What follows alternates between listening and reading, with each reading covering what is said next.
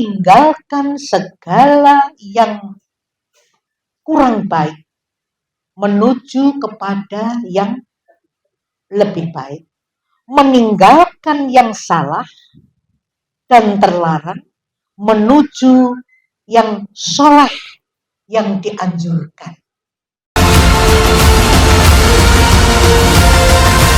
Bismillahirrahmanirrahim.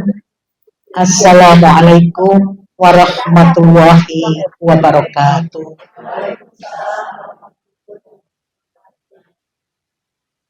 Alhamdulillahirabbil alamin.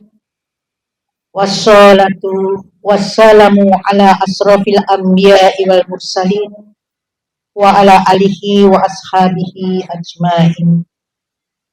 Asyhadu an la ilaha illallah wa asyhadu anna Muhammadar Rasulullah. Rabbi shrah li sadri wa yassir li amri wahlul 'uqdatam min lisani yafqahu qawli. Bapak-bapak, ibu-ibu, jamaah al-mar'atus sholihah yang insyaallah selalu dirahmati Allah. Marilah kita haturkan kehadirat Allah Subhanahu wa taala rasa syukur kita atas nikmat yang sudah dianugerahkan kepada kita sekalian, sehingga pada pagi hari ini masih tetap diberi kesempatan untuk menjalin silaturahmi, menghadiri majelis taklim yang insya Allah akan bisa memberikan masukan tentang apa saja yang kita dengar pada hari ini. Tentu dengan harapan bahwa apa yang saya sampaikan itu akan bisa melekat pada diri kita, dan kita jangan segan-segan untuk menyampaikan yang kita pahami kepada pihak lain, karena itu akan memberikan keberkahan yang ganda. Walaupun dalam 1 jam kita mengaji, mungkin hanya 1 kalimat saja yang kita ingat, tapi kita sudah punya kewajiban untuk menyampaikan itu kepada pihak lain. Insya Allah keberkahan akan berlipat ganda di dalam kehidupan kita. Jadi di dalam Islam itu sesungguhnya asal kita mengerti kuncinya, maka kita itu melangkah seperti dituntun menjadi percaya diri. Kita tidak akan pernah memiliki keraguan terhadap apapun, ya. Walaupun tidak menutup kemungkinan akan ada satu masa kita ragu, maka keraguan itu menjadi sarana untuk mendekatkan diri kepada Allah. Bagaimana kita mohon kepada Allah untuk menghilangkan keraguan itu. Artinya Allah tiba-tiba mengetuk batin kita untuk menjadi mantap. Kita yakini, kan begitu ya. Nah, insya Allah bagi yang sudah mengenal kunci-kunci atau dalil-dalil dalam ajaran Islam, itu kita memiliki kedamaian dan ketentraman tertentu yang biasanya orang itu masih merasa tegang, dan ketegangan kadang-kala ditunjukkan kepada kita. Jadi kita menyaksikan ada orang tegang, kita mungkin dalam hati bisa, ya Allah, kok ming barang kaya ngono, ming sepele banget perkara kaya ngono kok iso memuncak ya. Ketegangannya kok kaya ngono ya. Ketika kita bisa mengatakan begitu dalam hati, artinya bahwa kita sudah berada di langkah lebih depan atau lebih maju dari orang itu. Kudune le menyikapi ora kaya ngono. Kan begitu? Ya tak? Jadi sesungguhnya di dalam pergaulan sehari-hari itu, kita itu saling mengamati. Ada yang sukanya lemong, mbok aja ngono to. Ada yang seperti itu. Ada yang diam, mengendap di dalam batin, kemudian dia mengatakan, kok bisa ya ngono? Kuwi nek aku kudune ngene. Kan begitu, ya kan? Aku sakjane nek dong agama, nek sok ngaji, mestine ora kaya ngono lho. Ya. Batin kita mengatakan seperti itu, ya. Nah, semakin kita paham, semakin banyak mbok yo ono bom ceritanya meledak di depan kita, gitu. Kita itu masih punya kesempatan untuk istighfar, ya. Mohon petunjuk kepada Allah, tidak langsung ngibrit, gitu. Tapi kesadaran kita penuh. Innalillahi wa inna ilaihi raji'un. Nah, seperti itu, ya. Ini prolog saja saya sampaikan kepada ibu-ibu sekalian. Baik, tadi malam saya mencoba untuk menyiapkan tema yang berkaitan dengan Al-Muharram. Ini masih tahun 1444 Hijriah. Ya. Tanggal 1 Muharram itu jatuh di tanggal 19 Juli. Berarti sebentar lagi kita sudah ganti tahun menjadi 1445 Hijriah. Ya. Saya mencoba untuk mengemas apa yang pernah saya dengar, saya pelajari. Ya. Memang sudah tidak terasa, ya, tidak terasa lagi.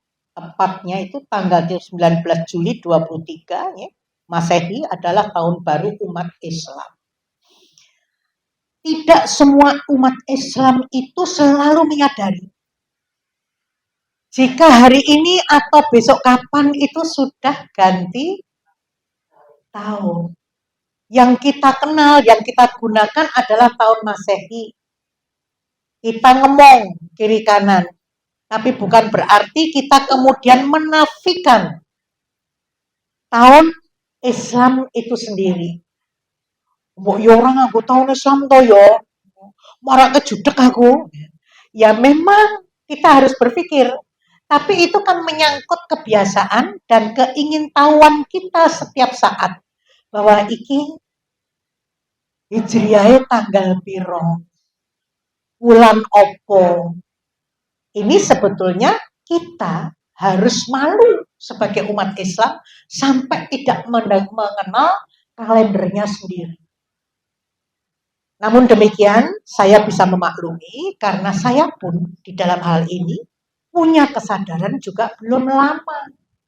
Lah iya toh yo, kok dadi awake dhewe. Sementara kalau kita sudah menunggu tahun baru Masehi, wah gegere ora karuan. Berapa persen dari seluruh umat Islam yang siap-siap untuk merayakan tahun baru Masehi. Saya tidak akan bahas hal ini karena itu milik orang lain. Dan pada kenyataannya, pada faktanya kita juga menggunakan tanggalan itu. Tidak akan membahas. Tetapi alangkah tidak adilnya kita sebagai umat Islam sampai tidak paham tentang hal ini. Ya, kita harus malu. Nah, saking tidak mengenalnya tanggalane dewe, ya, seakan-akan kita menganggap tahun baru Islam itu ora penting. Kan gitu. Ora kanggo ning uripku, ora penting, ngopo dirembuk. Nah, ini satu kesalahan yang sangat besar sekali. Ya. Satu kesalahan. Betul-betul seharusnya kita merasa ono sing kurang iki ning awakku. Di dalam masalah penanggalan. Dalam masalah kalender. Ya, seperti itu. Nah, baik ibu-ibu sekalian. Kita semua harus menyadari ya, bahwa perubahan tahun itu bukan sekedar memberi kesan perubahan tanggal ya, atau menunjukkan waktu. Waktu yang ditetapkan dalam sistem yang ditetapkan penanggalan Islam ya, pada khususnya ya,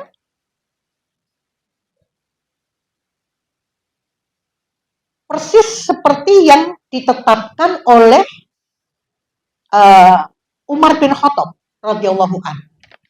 Jadi jangan salah ya, penentuan tanggal itu Rasulullah sudah tidak ada. Ya, itu menjadi kesepakatan para ulama ya, para sahabat pada waktu itu, dan Umar bin Khattab itu sudah menjadi khalifah yang kedua setelah Abu Bakar As-Siddiq, ya, bapaknya Aisyah radhiyallahu an, ya. Itu khalifah kedua setelah Rasulullah wafat, kemudian Abu Bakar wafat diganti oleh Umar bin Khattab, dan ketika Umar bin Khattab itu ya, sudah berdiri sebagai khalifah, maka beliau bersama-sama dengan sahabat yang lain, ya, yang satunya adalah Ali bin Abu Thalib, menentukan tanggal 1 Hijriah itu adalah di dalam bulan Muharram.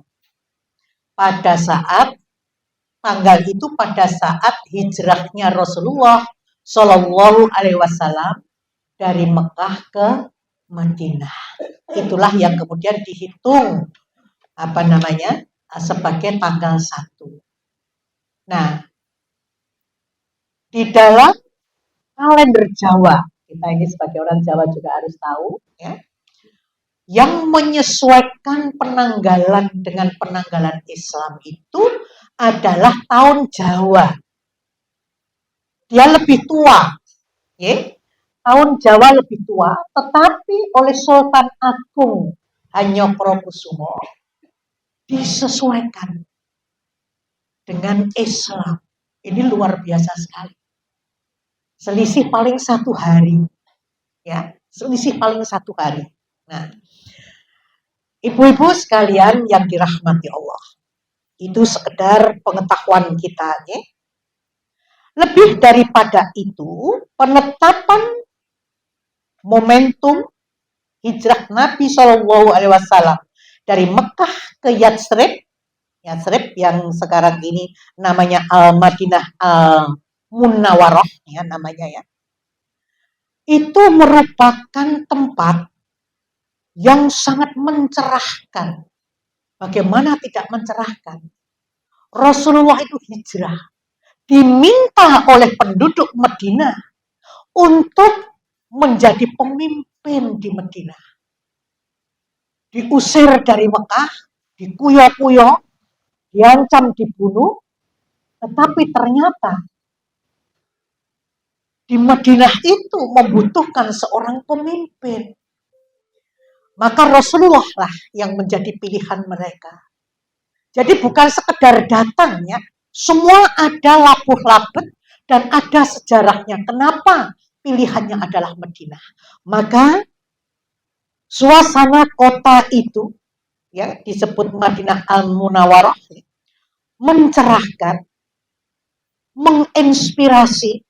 Sudah cerah, begitu cerah dia memiliki inspirasi, apa sing arep tak lakoni, ya? Berkemajuan.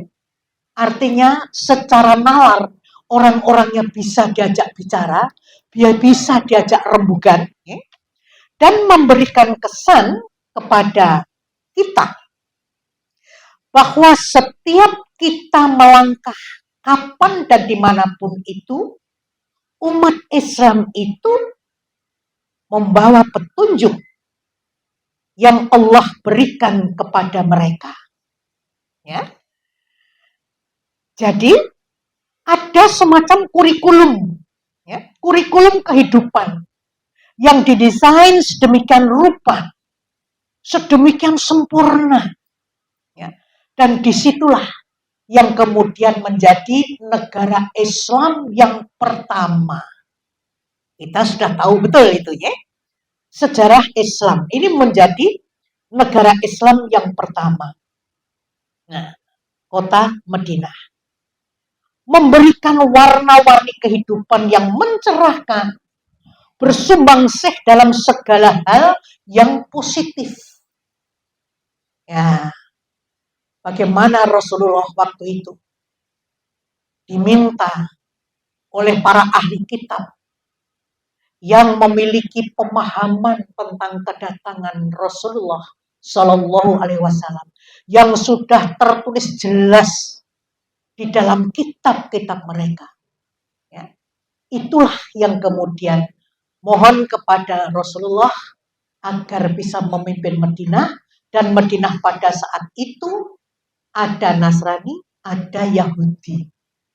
Ya ini yang kemudian yang ahli kitab yang bergeser kepada Rasulullah inilah yang mengangkat Rasulullah. Kemudian membuat undang-undang di situ bahwa semua agama yang ada di sana tidak boleh diperangi, harus dilindungi. Madinah menjadi hak bersama dengan catatan, dan begitu ya, dengan catatan tidak ada yang mendahului bertikai.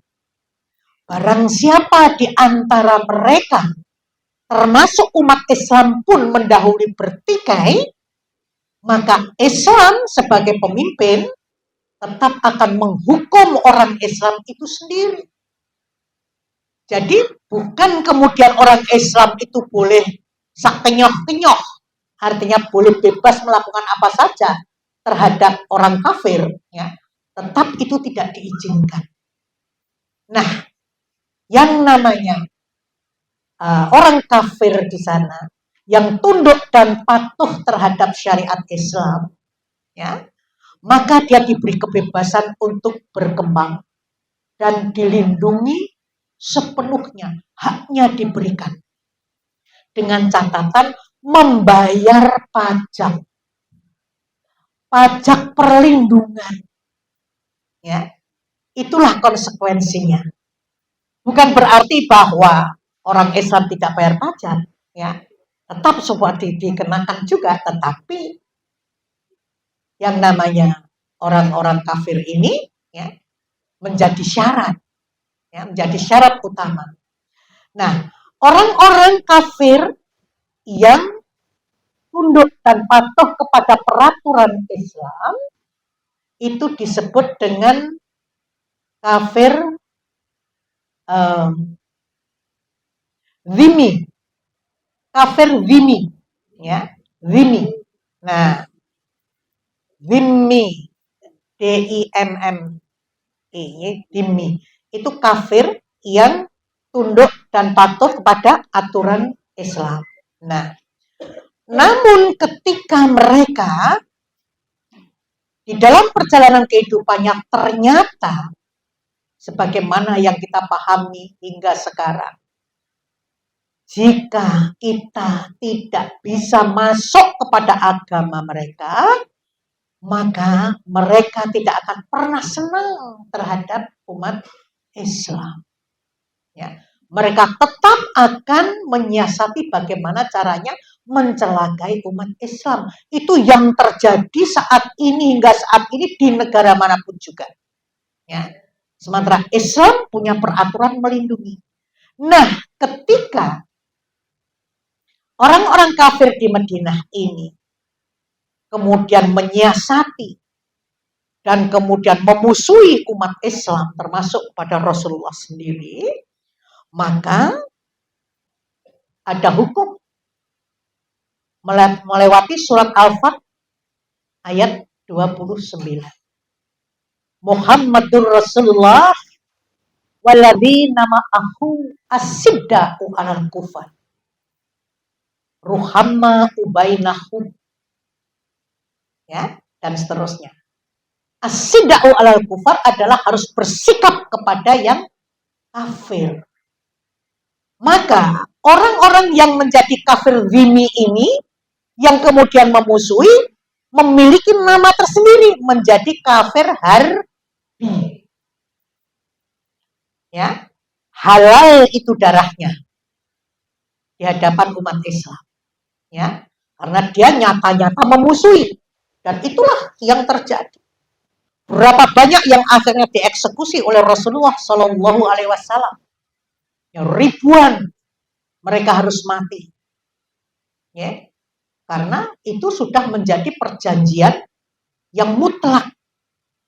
Jangan coba-coba ngutek wong Islam, ya, Orang Islam akan selalu toleran kepada umat lain. Sudah ada garis tegas lakum dinukum waliyati. Kita bisa menyaksikan di seluruh dunia ini yang mayoritas Islam, semua agama aman. Tetapi begitu di sebuah negara di mana minoritas Islam mesti digencat. Rohingya, ya, contoh seperti itu. Nauzubillah min dzalik, di mana-mana, di Cina, ya, seperti apa? Saudara kita itu sudah Masya Allah. Ya. Jadi kita harus paham betul tentang ini. Yang namanya toleran itu tidak model melu-melu neng bijong, melu nyanyi, tolak el badru untuk mengiringi orang kafir. Ini nggak bener banget, kebablasan, dan memang ada unsur kesengajaan bahwa akan berakhir Islam itu hancur melewati laku-laku yang demikian. Dan yang menjadi sasaran selain orang yang berpolitik kotor, juga umat Islam yang sebetulnya paham, adalah orang-orang yang tidak memiliki kemampuan berpikir.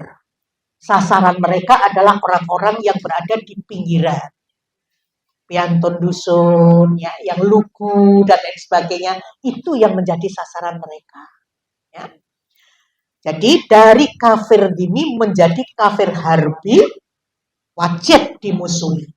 Nah, kita bisa mengatakan di Indonesia ini, ya, berapa banyak yang memiliki pemikiran, yang memiliki gerak, nunggu diutek, nek nganti diutek, metu sungune, kan begitu. Ketika mereka tenang-tenang saja, ya kita wajib menghormati loh. Kurang ngape opo wong Islam kuwi. Ya. Terlepas dari masalah karakter pribadi, ya, aturan agamanya seperti itu.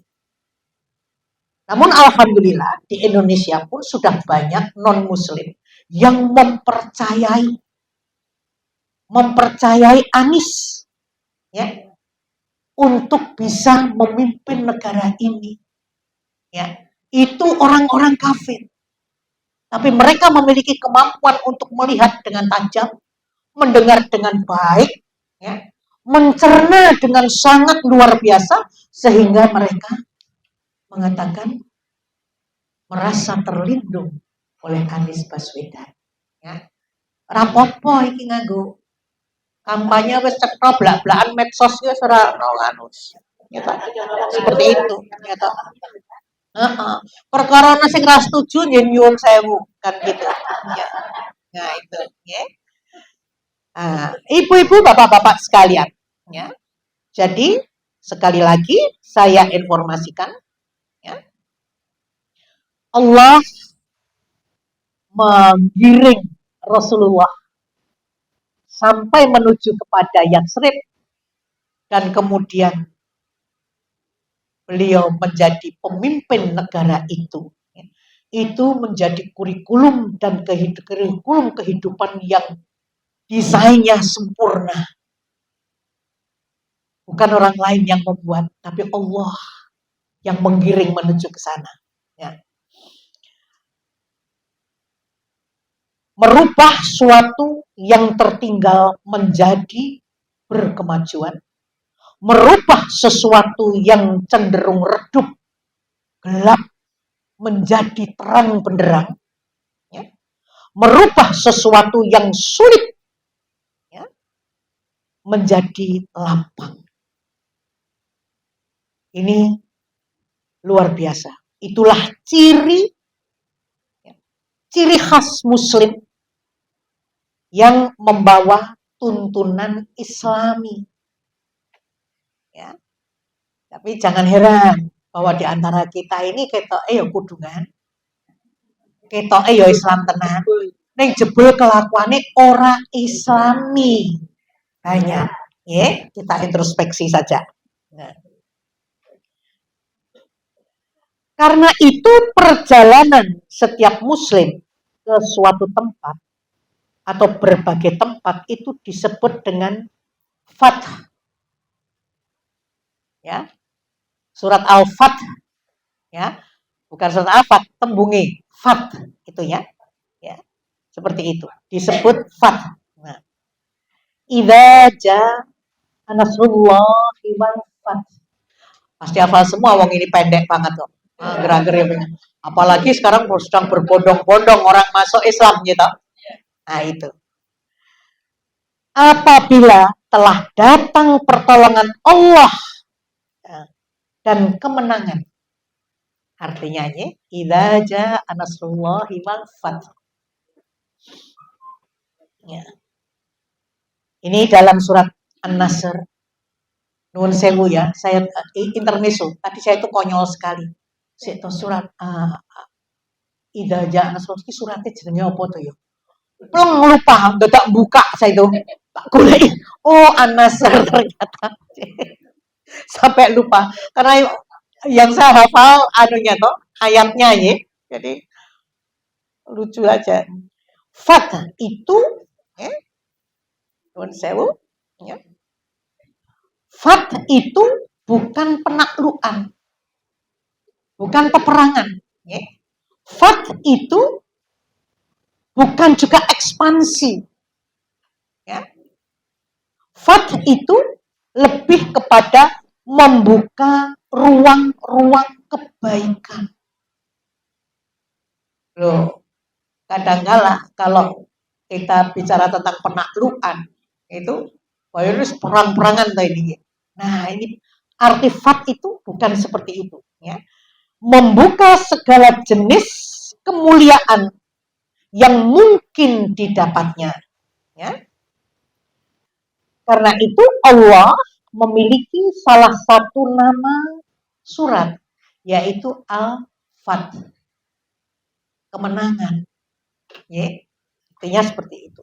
Nah, kemenangan sekali lagi yang bukan penaklukan. Ya. Kemenangan yang bukan berarti ekspansi. Ya. Surat Al-Fat. Ya. Nah, di dalam surat Al-Fat itu membuka semua orang, semua ruang kemuliaan yang memiliki segala yang sulit menjadi ringan dan mudah, serta membuka segala peluang yang terbaik bagi hamba-hambanya. Ya. Karena itu yang disebut dengan hijrah juga dipahami di dalam hadis Nabi Shallallahu Alaihi Wasallam ya, adalah meninggalkan segala yang kurang baik menuju kepada yang lebih baik, meninggalkan yang salah dan terlarang menuju yang soleh yang dianjurkan. Saya punya keyakinan kalau kita satu persatu disuruh menerangkan tentang apa itu hijrah, mesti wangsulane kaya ngono. Kita semua sudah tahu, betul ya? Nah, kita tinggal mendalami, kan begitu? Ya. Tinggal mendalami. Wal hijratu. Dan hijrah itu esensinya ialah berpindah. Man hajro manahallahu anhu. Orang-orang yang berhijrah adalah orang yang meninggalkan yang Allah larang. Yang Allah larang itu ditinggalkan. Maka segala yang dilarang itu singkatnya disebut dengan muharram. Ya, segala yang dilarang itu disebut dengan muharram. Ya. Nah, bertutur kata yang tidak baik itu muharram. Ya. Mendengar yang tidak baik, hati-hati. Kadang-kadang kita bilang asing dosa kono, aku rak ming krungu. Nek krungu karo menikmati ditambah rasa ingin tahu, Muharram. Oke. Ini kadang-kadang kita tidak terasa. Gitu. Krungu slenting sithik jajare ngomong ke sapa malah pasang kuping. Sapa ku sing dimaksud kuwi? Kok gek aku malah. Nah, kan gitu ya. Jadi sekali lagi mendengar saja ya. Yang tidak baik itu muharram. Ya. Berzina, korupsi, menipu, membunuh, merampok, membuat hoax. Nah, ini saya juga sering apa? Saking percayane ora tahu curiga karo wong. Hoax itu kita share. Ye. Karena itu kadang-kadang ada yang telepon, kuwi keliru kuwi hoax itu aja. Oto langsung buru-buru saya hapus. Saya juga sering seperti itu. Ada emosi yang berjalan di luar pemikiran kita. Wah, edan ki koyo ngene, wah sudah pakai edan segala macam ya toh. Wah, langsung buru-buru saja arep entuk ganjaran. Keliru kan gitu. Maka itu hati-hati kita nge-share sesuatu. Ada cara untuk mengetahui apakah itu berita benar atau hoax. Nah, kalau memang sudah jelas-jelas itu benar, insya Allah kita tidak keliru, kan begitu. Tapi betapapun sebuah kejelekan itu, ya, sebetulnya hak kita itu tipis. Ya. Mbok yo kuwi elek tur bener nek iso awake dhewe ora melu-melu. Ya. Informasi apa saja. Minimal kita menenteramkan batin kita sendiri.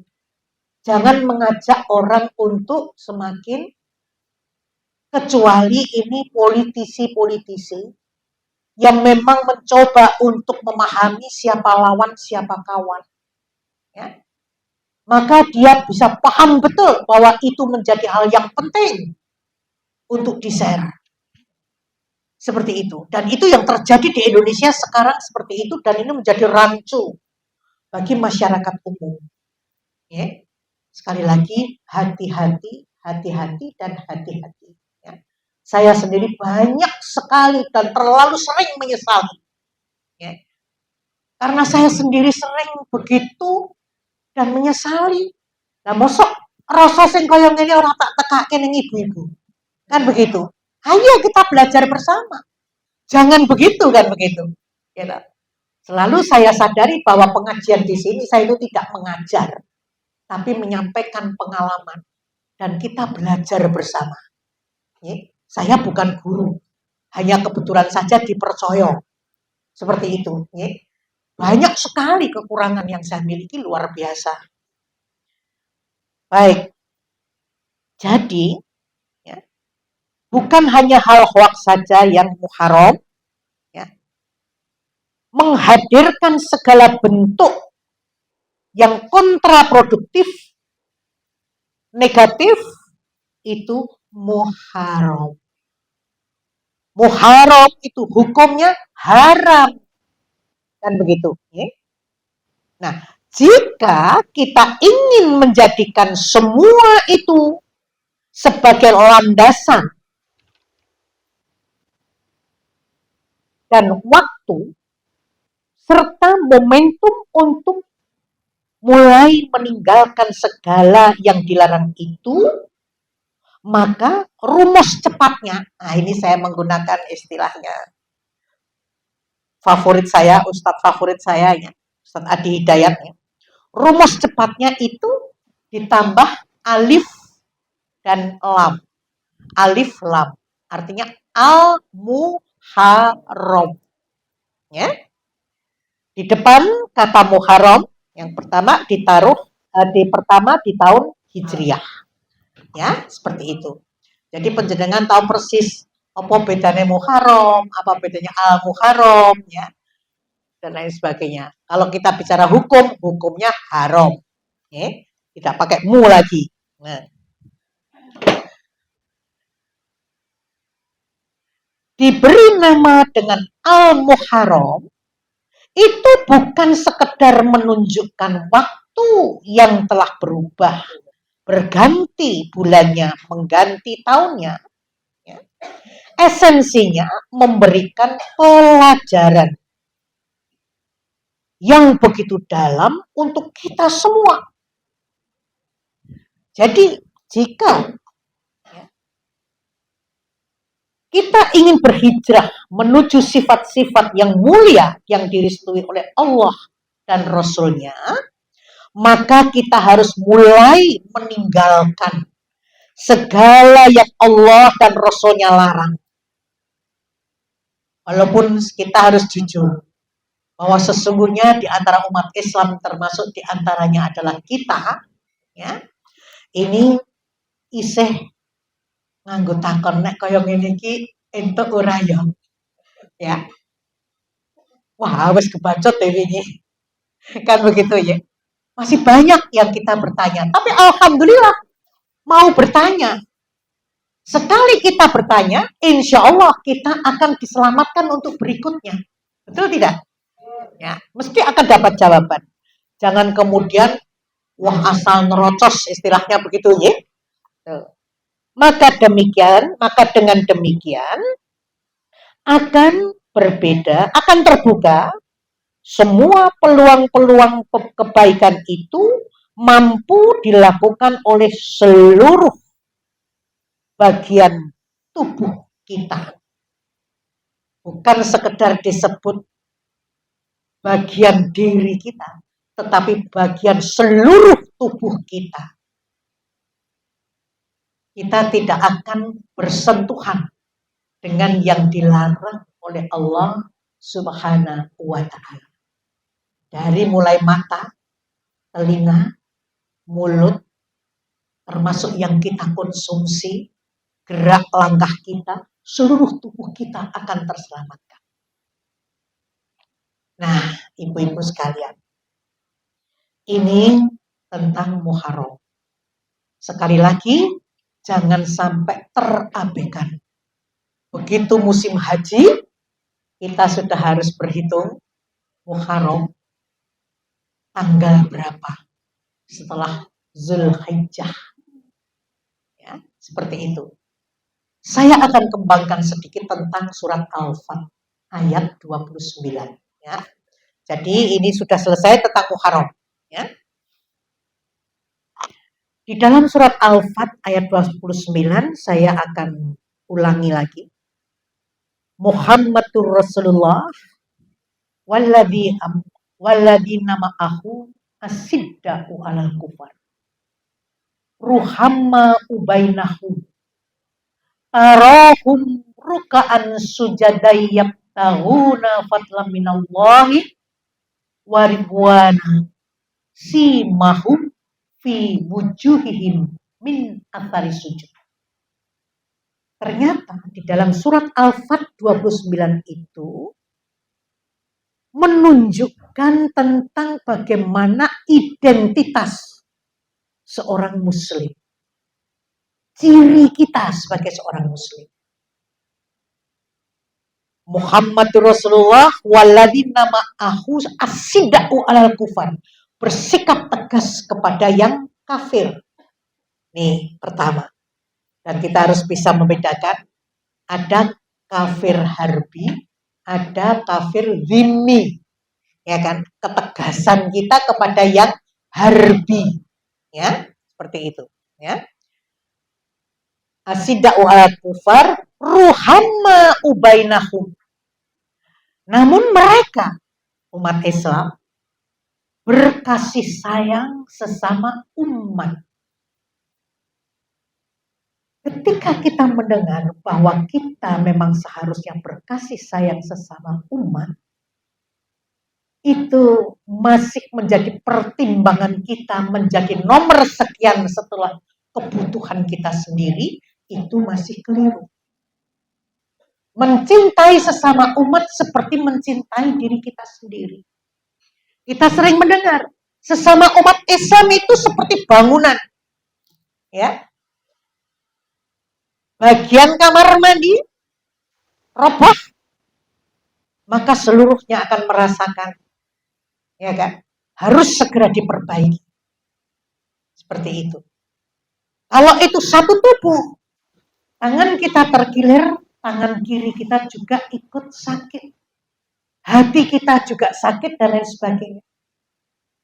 Jadi justru lebih daripada mencintai diri sendiri. Ruhama ubainahum. Tarahum ruka'an sujadan. Lihatlah, mereka melakukan rukuk dan sujud. Kita semua melakukan. Tapi juga tidak menutup kemungkinan di antara kita yang masih memiliki sifat kuse, ya toh? Sampai akhirnya kentekan waktu, ya. Konangan ke kentekan waktu, gayane lali. Ya. Padahal jebulane wis ya ini toh. Kok ora kerungan ya aku? Nah, dan lain sebagainya, ya. Pagi juga. Waduh wis awan nih. Wes aku oleh kuturu angler. Wis tak tutupan wae kordene.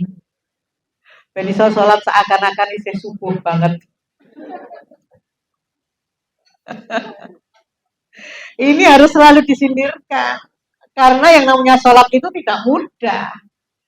Ya, jangan dikira bahwa yang sudah dilakukan setiap hari 5 waktu itu tidak pernah menjadi halangan bagi kita. Kan gitu. Gitu. Lihatlah, ini ciri. Mereka rukuk dan sujud. Ya. Rukaan sujadan. Yaktahuna fadlan minallahi waridwana simahum fi wujuhihim min athari sujud. Jadi ketika dia melakukan rukuk dan sujud, maka terdapatlah tanda-tanda bekas sujud yang sudah dia lakukan. Karena itu kan kita sering melihat kebanyakan ustadz jidatnya hitam. Nah, itu dia. Nanti dulu. Bukan misterius. Nah, itu memang kalau berat badan kita itu lebih ke depan, itu mesti kapalan. Kalau kita kan cenderung pakai mukena ada lambaran, gitu. Ya, seperti itu. Tapi coba lambarannya dunggah ke siti, gitu. Dan ini yang pasti akan kapalan. Ya, seperti itu. Itu kapalan. Nah, itu memang juga bekas sujud. Tetapi bukan itu yang dimaksudkan. Itu hanya indikasi. Ya, ada indikasi. Tanda-tanda sujud. Tapi yang dimaksud mereka harus bisa menunjukkan bekas sujud yang sudah dia lakukan. Itu adalah cenderung kepada perilaku, ucapan, dan lain sebagainya. Sekarang bagaimana? Kalau kita habis sujud, tiba-tiba makceleng kelingan arep nesu karo pembantu. Ya. Begitu salam selesai, buka kerudung durung wis bengok. Bagaimana bisa berbekas itu sujudnya? Kan begitu. Kecuali kapal mentok. Nah kalau ukurannya itu di kapalan, nah gasruk kayak batuk mesah jadah. Ping samben dino. Ya kan? Itu. Nah, ibu-ibu sekalian, ketika bekas sujud yang sudah merasuk di dalam sanubari kita, maka kita akan punya lagian yang berbeda, tidak seperti sebelumnya. Lagiannya itu apa? Kebiasaan. Ya. Pasti kalau habis sujud, ini mesti mesem. Merasa ada sesuatu yang lepas dari diri kita. Ya. Wis tak atur ki sing kuwasa. Wis monggo. Piye carane Gusti? Kan begitu, ya. Orang Jawa bilang, aku wis ora kainan. wis akeh leku ngejak omong. Dene nek dijak omong tansah ngedir-dirke kaya ngono kuwi, wis wektune tak pasrahke sing kuwasa. Apa jare Gusti mengko? Selesai. Kita tidak boleh punya beban lagi. Karena kita sudah berserah diri kepada Allah. Ini harus diambil alih oleh Allah. Kan begitu. Apapun yang akan terjadi terhadap orang itu, anak itu, tetangga itu, dan lain sebagainya, wis Gusti, wong aku wis mantul kok. Aku wis ora duwe perkara meneh. Resek atiku, bening pikiranku. Tapi coba orang yang tidak pernah sujud dan tidak bisa menampilkan bekas sujud, gitu. Baru sholat muni-muni kok, gimana sih? Dan tidak sedikit loh, ya, tudeng-tudeng kiwotengen dan lain sebagainya itu, aduh. Nah ini yang tidak bisa dibenarkan, jangan sampai itu terjadi pada diri kita. Jadi kita sudah punya tolak ukur sendiri, ya. Bar sholat kaya ngopo pikiranku, kaya ngopo hatiku. Jika kita masih jegadul terus, mesem ora tahu, you know, ada sesuatu yang tidak beres pada dirinya, you know, seperti itu. Nah kita sebagai sesama jamaah, pasti kan ada aku akrab karo si A, aku akrab karo si B, dan lain sebagainya.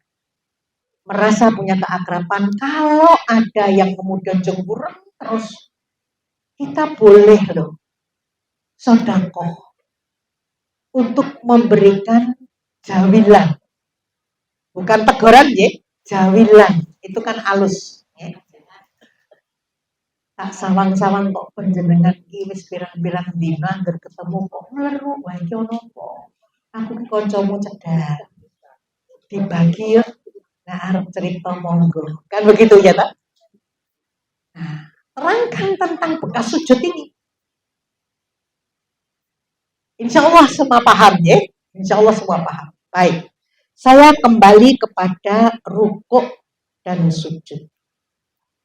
Ketika kita melakukan sholat, ya, maka ada hadis yang mengatakan arifna bisolah, istirahatkanlah dirimu di dalam sholat. Ini pernah saya sampaikan, ini mengulangi saja.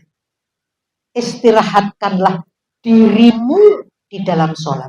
Kalau dirimu itu secara keseluruhan, lahir batin, ya, seperti itu. Nah, jangan sampai salah penafsiran. Arif Nabi sholat merupakan istirahatlah dari sholat. Beda. Kalau istirahat dari sholat, ya pada saat menstruasi gitu bisa diterima. Tapi yang dimaksudkan dengan arif Nabi sholat di sini adalah mengistirahatkan diri kita di dalam sholat, bukan istirahat dari sholat. Beda jauh. Ya. Ketika kita merasakan bahwa kita mengistirahatkan diri dari sholat, maka seluruh beban dan persoalan kita itu seluruhnya secara total dan mutlak kita serahkan kepada Allah. Los. Ya. Nah, saya juga melihat ibu-ibu di sini yang tidak los juga masih ada beberapa ketoke. Mesem ora tahu, besengut terus. Nah, ada latihannya, Bu. Ada latihannya, Bu. Dasar itu, oh, saya pernah kok beli sesuatu. Lah kok sing dodol iki jegadul terus. Malah saya pernah digetak toh. Nek pesen niku sepisan mawon. Pun kula catet. Mangkoke banget toh. Dalam hatiku, waduh, wes sesuk ora bakal rene meneh iki. Kan gitu. Rugi toh? Iya toh, seperti itu. Tapi Tapi kembali kepada apa yang saya informasikan bahwa sesungguhnya ada alat yang bisa untuk melatih rasa bahagia, rasa gembira. Itu ada beberapa sel ya, saraf di otak kita yang harus dirangsang. Dengan cara apa? Kulaturi mundut binting utawi ballpoint. Ya, ini ballpoint. Ya. Kemudian dicokot. Jadi dimesemke. Ya. Bangun tidur, mau tidur. Ini dicokot. Sampai betul-betul kita bisa mesem. Karena ketika kita mesem, itu ada rangsangan di dalam saraf-saraf yang ada di otak belakang. Dan itu menimbulkan rasa bahagia. Loh, ini medis loh. Ini medis. Gitu. Ternyata seperti itu. Ketika kita merasakan nyaman dengan mesem, insya Allah itu menjadi kebutuhan kita. Kalau ibu-ibu menyaksikan putra-putri kita yang anakku sing siji iki janjetem terus ora tau mesem, dilatih Bu. Nganggo iki lho. Bisa timbul rasa bahagia. Berapa menit gitu ya, nanti lagi gitu ya. Itu karena ada rangsangan untuk otak kita. Sehingga kita dia sendiri insya Allah merasakan itu. Tapi jangan mingwaton nyokot selehke gitu. Harus dianggap betul-betul itu terapi. Ya. Nggak usah ditentukan. Ya apa namanya? Ya betai kan gitu. Nah, kan semakin lama kan semakin rasa itu kan semakin panjang dirasakan. Ya. Nah, ini apa namanya? Ketika kita sudah bisa menyampaikan segala sesuatunya ketika sholat, ya, itu saya punya keyakinan bahwa bahan untuk menangkis segala masalah dalam kehidupan kita itu lengkap. Betul-betul terlengkapi. Ya. Mesem disini. Karena mesem itu anti terhadap suuzon. Ya. Kita mesem. Ya. Kalau toh kita selenting seperti mau suuzon, tiba-tiba kita teringat. Ya kan? Aku ki mesem kok dadi suuzon ki piye gak rawangun. Suuzon itu mesti mengkeret. Kok ngono toh? Begitu ya, mesti jenggureng. Iya kan? Seperti itu. Ya. Iya, seperti itu. Terus mudah-mudahan apa yang saya sampaikan ini bermanfaat dan saya beri kesempatan untuk memberikan pertanyaan.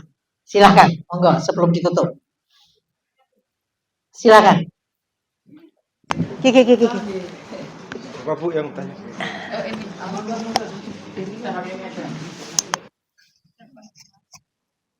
Bismillahirrahmanirrahim. Assalamualaikum warahmatullahi wabarakatuh. Waalaikumsalam warahmatullahi wabarakatuh. Terima kasih waktu yang diberikan kepada saya. Sehubungan dengan ceramah pada hari ini berkaitan dengan tahun baru Muharram sudah. Kan di masyarakat kita kadang 1 Muharram itu dianggap hari yang sakral ini. Iya. Terus bagaimana kita menyikapi dengan akidah kita supaya akidah kita itu tidak tergores atau terludai atau kemasukan dari kesakralan hari tersebut. Ya. Kalau paham saya semua hari itu sama. Ya. Demikian Bu. Ya. Assalamualaikum warahmatullahi wabarakatuh. Waalaikumsalam.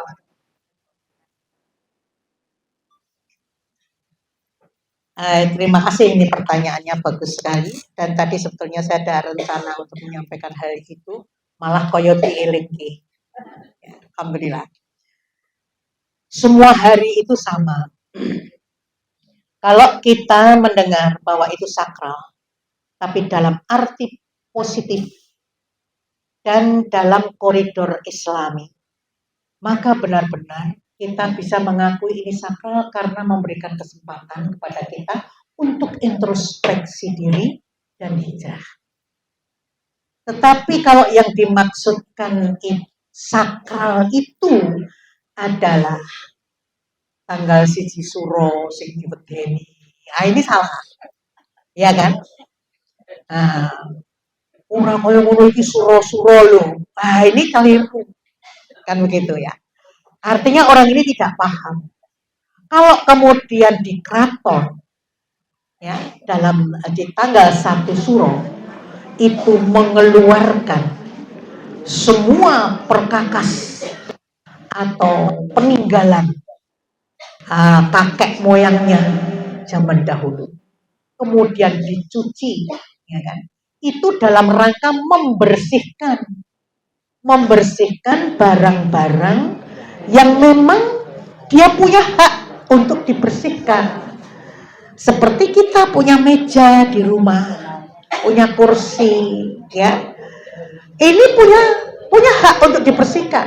Nek ora diresiki mesti ora karu-karuan dirasani tonggo malah pas ana tamu lho kok dadi anu kok reget banget to Bu. Ora kober. Ya. Justru itu. Enggak. Pas suro itu artinya sesuatu yang harus diperbarui. Seperti akidah kita yang tadi saya sampaikan, kita akan memperbarui toh. Ya kan? Itu dikaitkan. Pembaruan itu bukan hanya sebagai personil, tetapi seluruh yang ada di lingkungannya pun diperbarui, diresiki. Konyolnya, barang-barang yang diresiki, menungsane ra diresiki. Kan begitu. Ini kan konyolnya kan di situ. Karena apa? Ya ora tau ngaji, ya ora paham. Gitu loh. Saya sendiri pun, gitu, sebagai orang dalam, gitu, itu juga tidak bisa kemudian menyampaikan kajian seperti ini kalau tidak diminta, gitu. Hanya orang-orang dekat tertentu yang bisa saya bisi awak dhewe kudu ngene. Bu Kasri tahu nggak? Saya punya tugas apa di keraton? Ya, saya punya tugas setiap Jumat Wataing ya, untuk membersihkan pusaka-pusaka di keraton. Ya, saya resiki, disapu, diganti wewangiane dan lain sebagainya. Nawa itu saya ngresiki iki barangnya sekolah luhur. Ya kan? Saya tidak pernah merasakan apa-apa. Dan ketika orang lain di luar diri saya mengatakan ini kudu disembah, itu urusan dia. Kan begitu.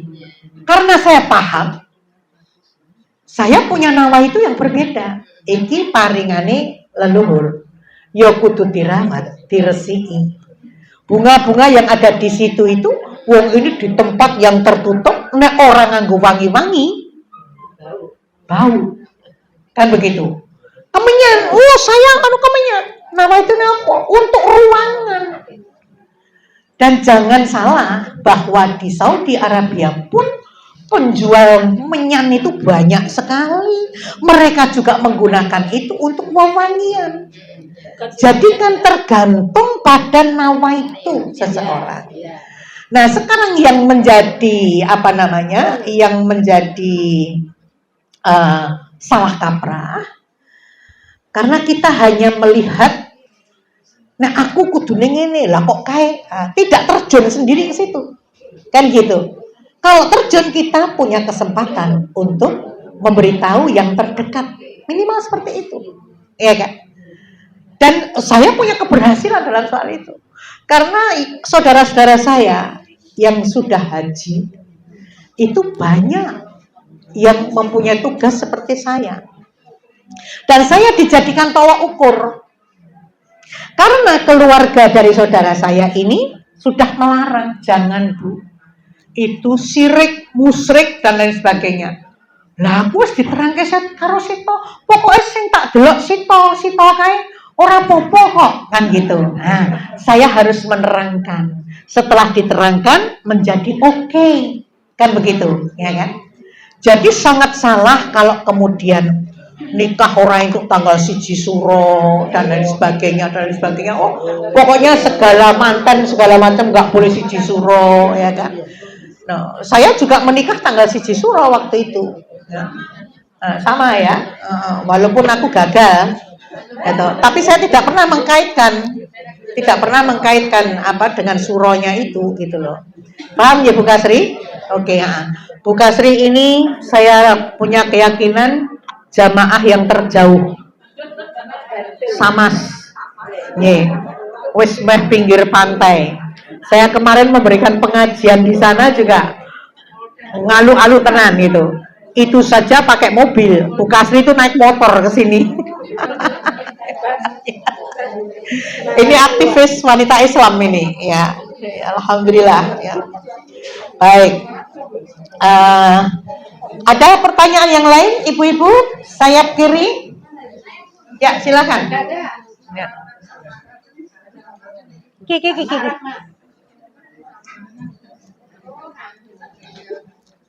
Assalamualaikum warahmatullahi wabarakatuh. Waalaikumsalam warahmatullahi wabarakatuh.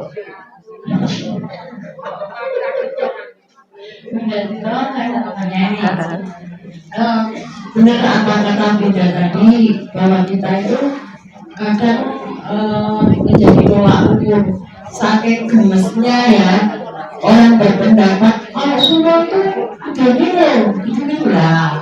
Akhirnya saya juga penasaran. Akhirnya saya membuktikan dengan pernikahan tanggal 13 bulan Syawal lagi. Nah ini saya buktikan. Nyatanya kalau ada orang yang bilang itu, nyatanya aku juga kayak gitu menikah tanggal 13 di bulan Syawal, nyatanya tidak apa-apa. Aku di Mekah juga dapat lantai 13. Kamar 13 juga tidak apa-apa, itu cuma tahan. Nah, yang ini saya tanyakan juga, bagaimana menyikapi orang-orang seperti ini, biar mereka itu juga care pada kita. Soalnya kadang walaupun kita sebagai testimoni ya Bu ya, kadang mereka keluaran nanti lihat saja, malah doain gitu ya Bu ya. Ini yang saya tanyakan. Agak. Sama saja tanggal 13 sama 1 Suro itu anunya penyikapannya sama saja. Ya, sejarahnya tanggal 13 itu apa saya juga nggak ngerti. Tanggalan jelek itu nggak ada lah gitu. Jadi kalau kita itu mendapatkan pernyataan dari seseorang tentang hal itu gitu, ya kita jawab coba. Nah aku ki ora percaya. Ning nek kowe percaya ya mbok menawa. Bakal ketaman tenan karena itu berdasarkan keyakinan, kan begitu. Nah, ini contohnya. Adik saya dulu pada saat menikah itu kan lengkap itu, ada pitik, ada segala macam itu. Pitiknya mati. Nah, ternyata pengantin laki-laki keluarganya kecelakaan di jalan, dihubungke. Sebetulnya itu yang disebut dengan tatayur ya dalam agama.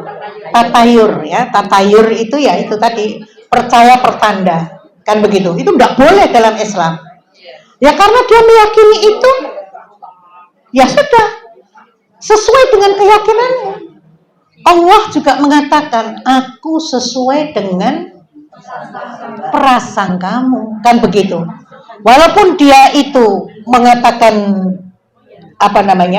ayam ya, menunjuk kepada ayam pada peristiwa yang lain, seakan-akan nggak ada hubungannya sama Allah, tapi itu kan secara tidak dia sadari kan dia meyakini yang memberi kekuatan atau ketentuan itu ya seperti itu, disesuaikan dengan perkiraan dia, kan gitu. Asalai dewi tuh. kokian reko, kan gitu. Ya, toh. Makanya kalau kita mengatakan ini begini itu pentingnya ngaji, ya kan? Tidak, insya Allah tidak akan pernah terjadi. Insya Allah, ya. Jangan pernah takut di dalam masalah-masalah kayak gitu. Ya, semua ada doanya. Apa? Oke. Apa? Hijau. Oh iya, ya podo wae. Bisa betul-betul terjadi. Pakai baju hijau ke Parangtritis, ke Sabetenan misalnya gitu. Ya karena keyakinan seperti itu. Ya toh. Guys, iya. Ya tetap bagaimanapun juga yang namanya alam, ya, yang namanya alam itu tidak ada satu unsur pun yang bisa berdiri sendiri. Semuanya bergandengan saling memberikan pengaruh. Kan gitu, ya kan? Termasuk doa kita. Gitu ya. Itu bagaimana dia berkelahi di langit ketika orang mendoakan kita buruk sementara kita mendoakan dia baik. Ini kan doanya kan bertempur di situ. Ya toh? Itu sebuah energi yang tidak akan pernah bisa hilang. Pasti ada keputusan. Benreknya di sebelah mana gitu loh. Ya toh? Jadi insya Allah dengan keyakinan kita terselamatkan.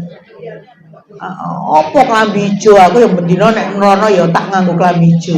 Opo aku ora ngandel kok kan gitu. Enggak bener ya. Dan jangan salah. Saya kembangkan sedikit. Hubungannya Ratu Kidul istilahnya ya. Ya. Ratu Kidul dengan Jogja ya. Ratu Kidul itu kan ratu jin. Dan memang kerajaan jin yang termegah itu ada di dalam laut. Ya. Di segitiga Bermuda segala macam itu, gitu. Itu seperti itu. Ya. Mereka itu diciptakan lebih dulu daripada kita. Ya. Dan diwajibkan sama seperti manusia. Diciptakan untuk menyembah kepada Allah. Jadi itu sesama makhluk. Namun Allah mengatakan makhluk yang paling sempurna adalah manusia. Artinya derajat kita itu lebih tinggi. Kan begitu. Kok isa wae dhewe wedi. Kan begitu. Nggak masuk akal. Jadi kalau kita mengenal seperti ini, ambok ana wong muni padha klambi ijo ya kene. Nah, tak nganggo klambi ijo ngopo. Iya kan? Tapi meyakinkan hal yang seperti itu tidak mudah kepada orang lain, apalagi punya basic yang minim terhadap nilai-nilai keagamaan. Mas pasti mental. Tidak akan berhasil kita. Gitu. Nah, ini Jogja memiliki hubungan yang sangat erat dengan Segoro Kidul itu karena menghargai sesama makhluk. Caranya komunikasi seperti itulah bahasa keraton. Ya kan? Tetapi jika agama itu lekat, maka insya Allah akan terjadi perubahan yang signifikan terhadap cara-cara komunikasi dengan Segoro Kidul. Notabene adalah jin yang ada di sana. Tapi itu saling menghormati. Minta untuk selalu bekerja sama. Persis seperti gunung. Di Merapi juga begitu. Ya toh? Itu juga makhluk yang namanya gunung itu. Dan gunung itu bisa bergeser. Kan begitu. Makhluk itu perlu disambangi. Dijak omong. Kan begitu. Ya toh? Itulah kemudian yang terjadi ketika ada labuhan. Ya toh? Itu bahasanya seperti itu. Tapi sesungguhnya kalau kita paham, secara hening saja kita bisa komunikasi. Persis ketika kita itu komunikasi dengan orang tua kita yang sudah almarhum, almarhumah, berdoa. Ya toh? Berdoa dan kemudian bicara. Ya. Seperti yang pernah saya alami waktu saya ke Mesir. Saya pameran buku di sana dengan rombongan, tapi karena saya ketua rombongan, maka saya mendapatkan jatah tidur di kedutaan, di rumah dinas duta besar. Saya tidur di sana. Duta besar cerita, di sini dulu seperti pusaran angin di dalam ruang ini, karena sebelum saya masuk di sini dulu dipakai sama Pak Quraish Shihab, dan Pak Quraish Shihab itu tidak begitu memanfaatkan ruang untuk mahasiswa-mahasiswa yang ada di sana, tapi banyak dikosongkan, sehingga banyak makhluk yang menduduki. Nah, ketika itu yang baru ini masuk, tahu situasi gitu, ya dia tinggal buka pintu. Assalamualaikum. Saya petugas dari Indonesia dan paling berhak untuk duduk di sini. Karena itu, jika kalian ada di sini, silahkan asal tidak mengganggu.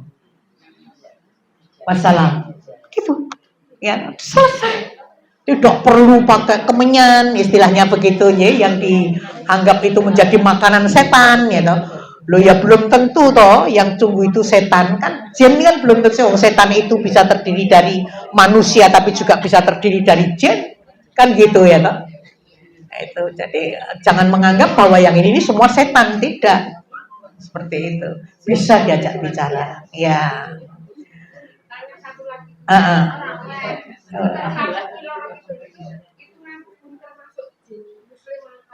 Orang ngerti aku. Nggak ngerti, ya. Orang tahu perlu sholat, kan gitu, ya kan? Nggak tahu, saya nggak tahu. Nggak tahu. Aku sing jeneng kayak gitu apa kono njaluk jeneng apa piye ra dong no? Ya itu kan hanya dijenengke, ya toh. Katanya sejarahnya ini menjadi istrinya Tanbanti. Iya, ada yang seperti itu. Ada juga memang, gitu. Manusia dengan jin itu ada yang terjadi pernikahan, ya ada, gitu. Ada. Tetapi jodone menungso ku ya menungso, jodone jin ya jin. Jika yang namanya manusia itu ya menjadi makhluk yang paling sempurna diciptakan oleh Allah, kemudian mengikhlaskan diri untuk menikah dengan jin, berarti dia menurunkan derajatnya sendiri. Walau alam bisawab. Saya tidak mengadili, ya kan? Apakah betul? Apakah betul itu terjadi pernikahan? Kan gitu. Nek ditakoni rasane kaya ngopo? Lek ngungkapkan piye ya toh. Tapi memang tidak menutup kemungkinan, ya toh. Ini jangan pernah bertanya kepada saya untuk menjawab itu benar atau tidak. Aku kurang ngerti. Ya toh, saya nggak ngerti. Tapi ada, ya kan? Nuwun sewu, ini saya ceritakan, ya. Ini saya ceritakan. Saya punya adik sepupu, ya. Satu saat anak-anaknya sakit, dia masuk ke apotek dan kemudian dia menolong seorang perempuan yang celingak-celinguk, duitnya ora cukup nggo nebus obat. Akhirnya adik saya itu mengulurkan tangan untuk bayarin. Berarti kan dia harus terima kasih, gitu. Adik saya masih menunggu si perempuan ini keluar, sudah pulang duluan, kan gitu. Tapi setelah adik saya ini selesai keluar, kok perempuan itu masih di situ? Saya jauh, rumah saya kok nggak ada yang jemput, gitu kan? Loh, rumahnya mana? Di Jalan Kaliurang, di Sisanke. Ya sudah, mari saya antar. Ya, di jalan hujan lebat, ternyata sampai Kaliurang. ya. Sampai Kaliurang dia tidak tahu. Adik saya nggak ngerti, tapi dia ya pokoknya boncengke saja. Terus dia melihat ada rumah masuk, dipersilahkan untuk masuk, dikasih handuk, ya, dikasih handuk untuk ini. Terus yang sakit itu siapa? Ibu saya. Boleh saya nengok? Oh jangan, ibu saya tidak suka, kan gitu. Terus dia kan mau pulang karena kehujanan itu tadi, gitu. Sisan mau pulang, nggak boleh, jangan. Ini sudah malam, tidur saja di sini. Dia masuk itu semua kristal, kamarnya itu kristal, tempat tidurnya kristal. Ini serius, ini terjadi betul. Akhirnya apa? Terjadilah hubungan di antara mereka. Oh, seorang ngerti wong wedok kok ayu banget kok jare ini. Terjadi hubungan itu. Ya toh? Pagi hari dia ternyata sudah tidur di jalan. Di jalan, itu rumah kemana nggak tahu. Sampai dia bertanya kepada yang warung yang sudah buka di situ pagi-pagi. Loh, ini apa di sini ini ada rumah? Oh ya dulu ada rumah di situ, gitu. Tapi sudah sudah tidak ada lagi. Itu dulu rumah Belanda yang bunuh diri di situ, gitu segala macam. Oh gitu ya. Nah, dia tanya, dia nggak tahu ternyata itu nggak ada, kan gitu loh. Sampai akhirnya dia bisa mengambil motornya dan dia pulang dan tidak hujan. Berarti kan dia berada di dalam dimensi yang berbeda, kan begitu, ya kan? Di dalam dimensi yang berbeda. Nah, itu kejadiannya itu. Tapi dia kan orang yang ya orang lemah ya artinya. Tapi kalau niat banget kawin gitu kan ya, aku kurang ngerti. Jadi saya tidak bisa mewakili untuk menjawab itu. Oke? Ya tidak berhak saya. Oke ya. Baik, kita sudahi ya, sudah cukup toh? Baik ya. Ya, kita berdoa dulu. Ya. Auzubillahi minasyaitonirrajim. Bismillahirrahmanirrahim. Alhamdulillahirabbil alamin. Wassalatu wassalamu ala asrofil anbiya'i wal mursalin wa ala alihi wa ashabihi ajmain. Asyhadu an la ilaha illallah wa asyhadu anna Muhammadar Rasulullah. Astaghfirullahalazim, astaghfirullahalazim, astaghfirullahalazim. La ilaha illa anta subhanaka inni kuntu minadz zalimin. Rabbana zalamna anfusana wa illam taghfir lana wa tarhamna lanakunanna minal khasirin. Allahumma afriq alaina sabra wa tsabbit aqdamana fansurna alal qaumil kafirin. Rabbana hab lana min azwajina wa dzurriyyatina qurrata a'yunin waj'alna lil muttaqina imama. Rabbighfirli wa li walidayya warhamhuma kama rabbayani shaghira. Rabbi zidni ilma. Allahumma kfini bi halalika an haramika wa aqnini bi fadlika aman siwaka. Rabbi habli minas sholihin. Rabbi ij'alni muqimas sholati wa min dzurriyyati. Rabbana wa taqabbal du'a. Rabbana atina min ladunka rahmah wa hayyi' lana min amrina rasyada. Allahumma inni as'aluka ilman nafi'a wa rizqan thayyiban wa amalan mutaqabbala. Allahumma inni as'aluka husnul khatimah. Allahumma rzuqni taubatan nasuha qoblal maut. Ya muqallibal qulub sabit qalbi ala dinik. Allahumma inni as'aluka afiyata fid dunya wal akhirah. Allahumma as'alukal afwa wal afiyata fi dini wa dunyaya wa akhli wa mali. Allahumma astur aurati wa amin rawati. Allahumma kfazni min bayni yadaya wa min khalfi wa an yamini wa an simali wa min fawqi wa a'udzu bi azzimatika an ukhtala min tahti. Allahumma inni a'udzu bika min qalbi la yaksa wa du'a ila yusma wa min nafsi la tashba wa min ilmi la yanfa. A'udzu bika min haula'il arba. Rabbana atina fid dunya hasanah wa fil akhirati hasanah wa qina azabannar. Alhamdulillahirabbil alamin. Kita tutup dengan kafaratul majlis. Subhanakallahumma wa bihamdika asyhadu an la ilaha illa anta astaghfiruka wa atubu ilaik. Assalamualaikum warahmatullahi wabarakatuh. Oh, ada yang kelewat. Maaf, ada yang kelewat. Ada yang